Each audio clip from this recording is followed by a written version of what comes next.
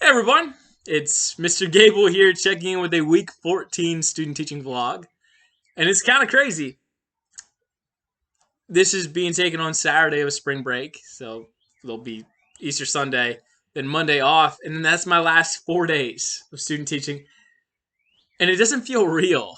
Uh, yeah, it's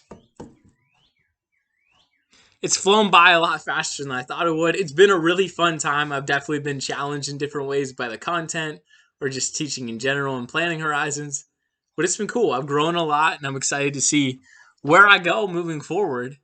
I admittedly I was to get a little personal with you guys.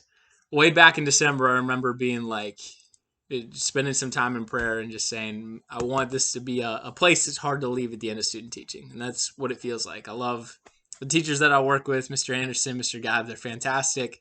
The students are great. I've been able to get plugged in with the church community here, and it's hard. It's tough. Like Elizabethtown's great, and I think that's just a sign that student teaching's been a good experience because I've entrenched myself in the community here, and I think that's important. I think it's important that as an ag teacher, you're involved in the community, that you have firm roots set up. And I've been able to do so here on this kind of trial run student teaching basis, and it's been cool. Now, to dive into kind of more week 14, those 3 days of teaching. So, Monday, Tuesday, Wednesday, I was in the classroom.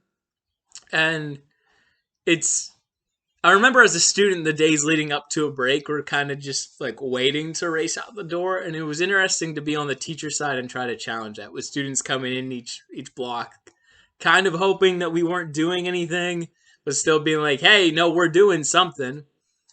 It did change a little bit of how we rolled with ag mechanics because the plan was originally for Monday, Tuesday, Wednesday. We were just going to service lawnmower engines. Well, we got done with everything on Tuesday.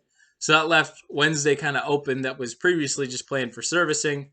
And we didn't want to get into the disassembly with the break in between. So there'll be disassembling engines coming out of break. So it created an opportunity for me to try something new with a Jeopardy style review game of all the theory that we've learned in small gas engines thus far. And I went hard at it. There's a bunch of different questions, and students were getting into it. They were getting competitive. It ended up being a tie that needed to be settled by a question regarding welding, which we did with unit prior, and they both got that right. So then just rock paper scissors in group one because of rock paper scissors. But it goes to show that if we use a little bit of competition, a little bit of healthy competition from time, that can be a motivator for students. It wasn't like there was a grade attached to Jeopardy. It's just, hey, like, does your team want to win? And it was cool to see that. I'll link that website below. I forget the name of it off the top of my head, but it'll be linked in this blog space if you personally want to check it out. It's cool. Factile, that's what it's called.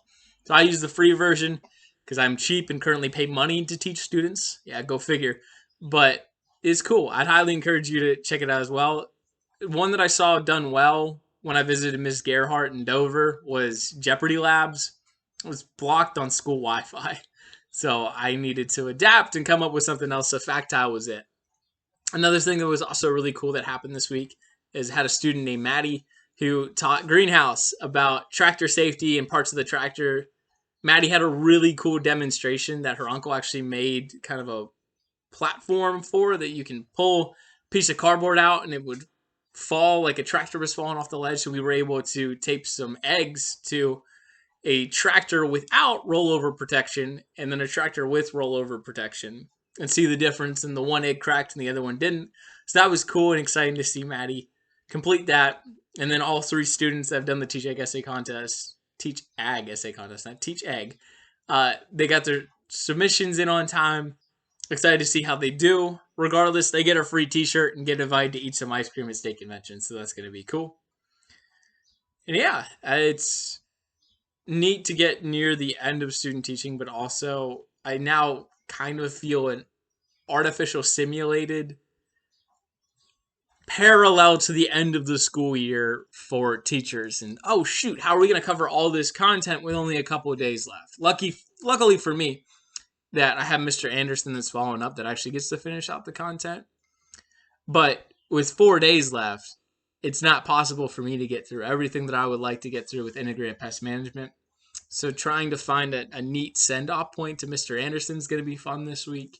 Just depends on how we get through content the first couple of days as to when that send-off point is. But it gives me a deeper appreciation for the judgment calls that teachers need to make at the end of the year of what content are we covering with the little bit of time we have left. It also gives me a deeper appreciation for those quote-unquote core subjects. Think of biology, math, English, history, especially those with standardized testing.